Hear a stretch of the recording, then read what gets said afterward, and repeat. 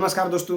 ABP news पर महिला आरक्षण विधेयक को लेकर एक डिबेट हो रहा था। उसमें आई हुई थी आरजेडी के प्रवक्ता कंचना यादव। उनकी पार्टी कोटे में कोटे की मांग कर रही है। अब एंकर चित्रा त्रिपाठी इस बात को लेकर कुछ ज़्यादा ही सीरियस हो गई। अब आप लोग स्वयं देख लीजिए, अंत तक जरूर देखिएगा आगे क्या हुआ, बहुत मजा आएगा। चित्रा जी, मुझे जो मैं मुस्कुरा रही हूँ वो पूर्व के जो प्रवक्ता बोल रही थी, मैं उन पे मुस्कुरा रही हूँ, उनके सवालों पे मुस्कुरा रही हूँ। हाँ, ये जो क्लेम हो रहा है ना चित्रा जी, इनको हिस्टोरिकल अगर प्रोस्पेक्टिव से देखें तो 1996 में जनता दल की सरकार में जब पहली बार as a private member bill आया, उसी समय यह प्रस्ताव रखा गया था कि महिलाएं सभी शोषित हैं। सबने माना कि महिलाएं सभी शोषित हैं जो पार्लियामेंट में नहीं है, लेकिन उसमें सबसे शोषित कौन? क्योंकि आप एक महिला जो कि पढ़ी लिखी है, एक महिला जिनके पास पैसा है, धन है, दौलत है, मीडिया से इंटरेक्ट करती है, सब कुछ कर सकती है, और एक महिला जो गरीब है, जो गांव में है, जिनके पास पैसा नहीं, जिनके पास मीडिया से इंटरेक्ट नहीं कर सकते, कॉन्फिडेंस नहीं है। आप जब दोनों महिलाओं को आमने सामने मुकाबला करवाएंगे तो मुकाबला वो महिला पहले से हार चुकी होगी जो पिछड़े समाज से आती है। यह मकसद था, और इसी को लेकर 1967 में ही लोहिया जी ने कह दिया था, जब इंदिरा गांधी जी के सामने उन्होंने एक गरीब महिला को चुनाव लड़ाया था, तो उन्होंने कहा था कि यह चुनाव रानी बनाम मेहनत रानी का है। इसका मतलब ये मेहनत का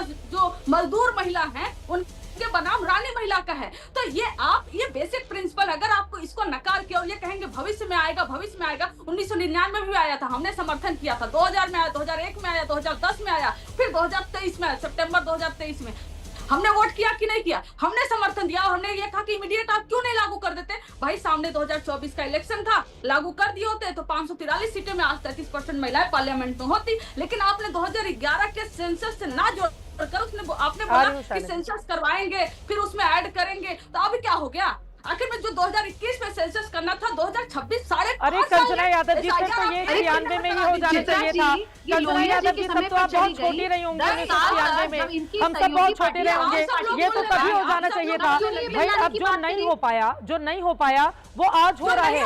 आज ये मौका है कंचना यादव जी, आपके पास, मेरे पास, हम सबके पास आज ये मौका है। आज पार्टी पॉलिटिक्स की बात नहीं है, आज महिलाओं की बात है, आज महिलाओं की बात है। कंचना यादव जी, आप मुझे 10 सेकंड का समय दीजिए। प्लीज। हाँ, आप ये कह रहे हैं आज महिलाओं का समय, आज हमारा समय। हम तो कह रहे हैं जो 73rd और 74th जो अमेंडमेंट आया था, जिससे पंचायती राज व्यवस्था में महिलाएं आई 50% पहुंची हैं, वह भी एक मौका था, आज भी यह मौका है। अगर आज ही यह मौका है, जितना उल्लास, जितने हर्ष के साथ हम कह रहे हैं, तो क्यों नहीं लागू हुआ 24 में, और क्यों नहीं इमीडिएट लागू हो जाता? कल बिल अगर पास हो गया, क्या उसके बाद वाले इलेक्शन में यह बिल लागू हो जाएगा? आप 2029 तक इसको लटका कर क्यों रख रहे हैं? 2029 के लोकसभा चुनाव से ही क्यों ऐड कर रहे हैं? और इतना पहले बिल पास हुआ, कोई बिल इतना लंबे वर्ष से लटका रहता है क्या? आपकी मंशा कि महिला आरक्षण बिल पर डिबेट होता रहे, डिबेट हो, अरे ग्राउंड पर कब इम्प्लीमेंट करिएगा? ग्राउंड पर कब करिएगा? और 2010 में संविधान आपसे ज्यादा पढ़े हैं और ये कानून भी आपसे ज्यादा पढ़े हैं।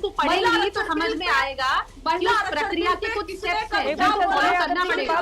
नेहा जोशी जी आ रही हूँ, एक बार कंचना जी की बात हो जाए। देखिए, संविधान पे आज जो बात कर रही है ना, इसमें हमने संविधान की बात कर रहे हैं भाई।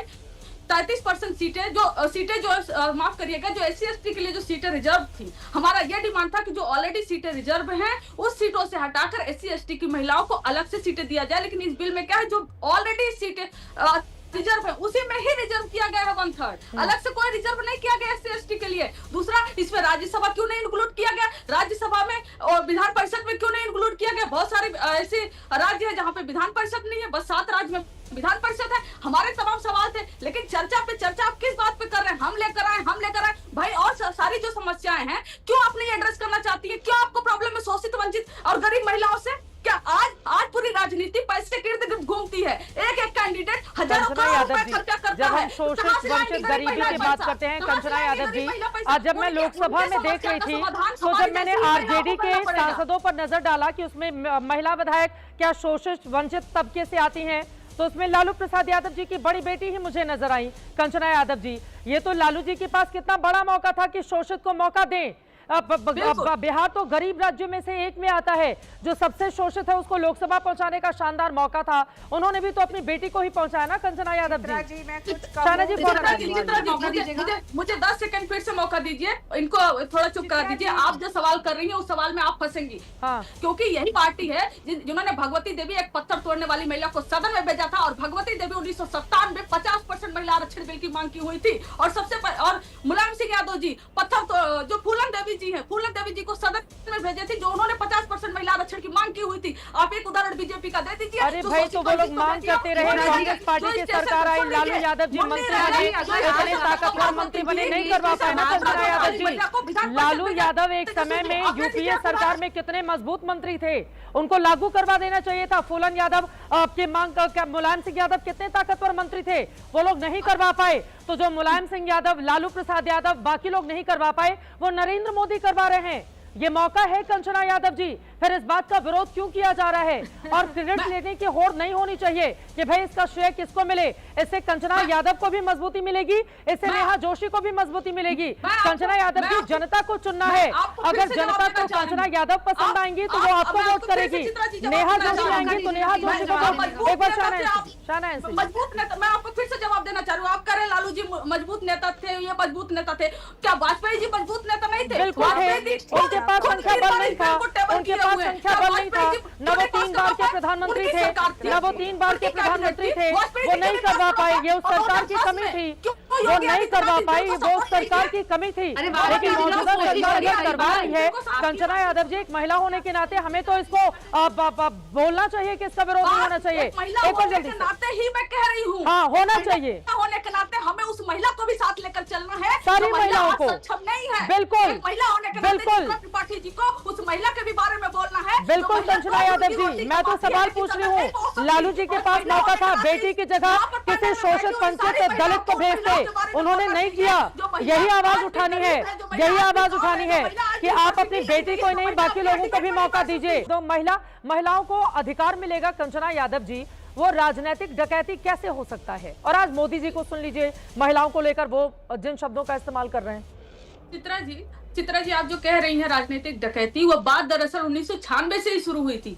बात थी ओबीसी की महिलाओं की राजनीतिक डकैती की। आज वही हम बात कर रहे हैं। भाई, आप कह रही हैं ना कि महिला के साथ खड़ी नहीं होगी तो कैसे आगे बढ़ेंगे? वही तो हम कह रहे हैं, आप भी क्यों नहीं खड़ी होती, हम भी क्यों नहीं खड़े होते, खड़ी हूँ, मैं खड़ी हूँ कंचना यादव जी। जो महिलाएं आज शिक्षा में नहीं पहुंची, मैं आपकी तारीफ करती हूँ, आप ओबीसी हैं, मैं तारीफ करती हूँ। जब भी हमें आरजेडी की कोई प्रवक्ता चाहिए होती है, हम लोग कहते हैं कंचना यादव दीजिए, वो बहुत तेज तर्रार हैं, वो बहुत अच्छी हैं। कंचना यादव जी, आप कह रहे हैं कि नहीं, खड़ी हूँ साथ में, खड़ी हूँ साथ में। खोल रहा है, जैसे ही मैं पिछड़ी महिलाओं की बात कर रही हूँ, आप बोलने नहीं दे रही, जैसे लग रहा है आपका खून खोल जा रहा है। कंचना यादव जी, आपको बुलाया इसीलिए है ताकि आप बताइए। और पिछड़ी इतना कर रही हैं, फिर राजनीतिक परिवार से लोग संसद क्यों पहुंचते हैं? कंचना जी, आपको मौका क्यों नहीं मिलता है, बताइए। मीसा भारती क्यों जीत कर जाए लोकसभा? कंचना यादव को टिकट क्यों नहीं दिया गया? आप सामान्य परिवार से आती हैं, वो लालू जी के परिवार से आती हैं। अगर ओबीसी की ही बात है तो ओबीसी में भी परिवार वालों को मौका क्यों मिले? कंचना यादव जी, चित्रा जी, आपने बोल लिया, आपने सवाल कर लिया। हम भी, आपने अभी कुछ देर पहले कहा था, हम ये नहीं पूछेंगे कि अखिलेश जी अपने परिवार के लोगों को, महिलाओं को क्यों टिकट देते हैं या तेजस्वी जी क्यों देते हैं। लेकिन आप क्योंकि आप यह भी नहीं पूछ पाएंगे अभी 2 मिनट 10 मिनट पहले जो बांसुरी स्वराज जी का आपने भाषण चलाया था। बिल्कुल सही बात है, मैं बिल्कुल पूछती हूँ, बिल्कुल सही बात है, मैं सहमत हूँ आपकी बात से, मैं सहमत हूँ आपकी बात से। अरे मैं गलत है, आप मैं सहमति जता रही हूँ कंचना यादव जी। नहीं दिखाई देगा, जदयू में नहीं दिखाई देगा, परिवारवाद आपको 2 पर क्यों? कौन है बांसुरी स्वराज? कौन है बांसुरी स्वराज? अरे मैं सहमत हूँ आपकी बात से। सुषमा स्वराज जी की बेटी वो भी है, लेकिन वो परिवारवाद का परिभाषा आप में नहीं आएंगे। आप 4 बार कह चुकी हैं आरजेडी में परिवारवाद, समाजवादी में परिवारवाद, अरे भाजपा के परिवारवाद की बात कर लीजिए। लेकिन बांसुरी स्वराज जी क्या नहीं? सुषमा स्वराज टिकट देकर नहीं गई थी बांसुरी स्वराज को। नरेंद्र मोदी उनके परिवार से नहीं आते हैं, उन्होंने टिकट दिया। क्या सुषमा स्वराज नहीं आती हैं?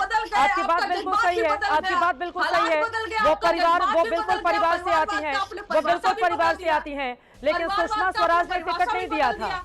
सुषमा स्वराज ने टिकट नहीं दिया था। यहाँ पर लालू जी ने ये टिकट दिया कि बेटी खड़ी होगी। ठीक है, राज्यसभा में जब जाने की बारी आती है तो परिवार का ही सदस्य पहुंचता है। आज जब मैं अखिलेश जी के परिवार को देख रही थी तो आगे अवधेश जी बैठे थे, पीछे 3 लोग बैठे थे, जिनमें धर्मेंद्र यादव, दूसरी तरफ डिम्पल यादव बैठी हुई थी। अरे क्या बात करिए कंचना यादव जी, ये रोना बंद कर दीजिए, ये रोना बंद कर दीजिए कंचना यादव जी, ये रोना बंद कर दीजिए। बेटे नहीं है क्या? शकुनी चौधरी जी के बेटे? बिल्कुल सही बात है, शकुनी चौधरी के बेटे हैं, बिल्कुल सही बात है। शकुनी चौधरी कांग्रेस में थे, शकुनी चौधरी कांग्रेस में थे। हाँ, शकुनी चौधरी कांग्रेस में थे, वो कब से बीजेपी में, वो कब से बीजेपी में, क्या बातें कर रही हैं आप? वो कहीं से भी आए हो, लेकिन बोलिए ना कि बीजेपी परिवारवाद से ठीक है, जो परिवार से आएगा उसको कोसा जाएगा। वो बांसुरी स्वराज हो, वो मीसा भारती हो, वो डिंपल यादव। खत्म, bye bye, tata, good bye.